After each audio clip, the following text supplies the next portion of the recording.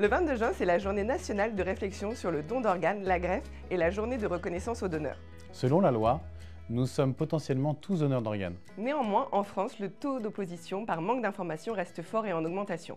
Il reste stable en Normandie. En France, au 1er janvier 2024, plus de 20 000 personnes sont inscrites sur une liste d'attente de greffe d'organes. Mais seulement 5 634 greffes ont pu être réalisées en 2023.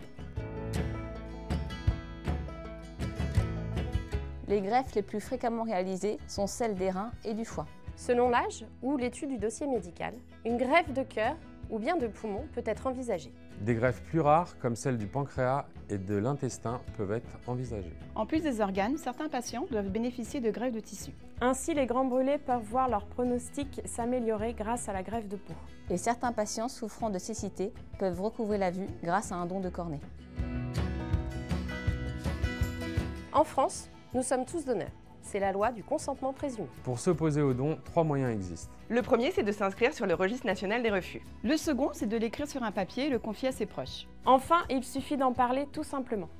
Il y a quelques années, nous avons cru que nous n'avions plus le choix. Mais rassurez-vous, quelle que soit votre décision, l'équipe de coordination des dons d'organes et de tissus rencontrera toujours vos proches pour connaître votre position.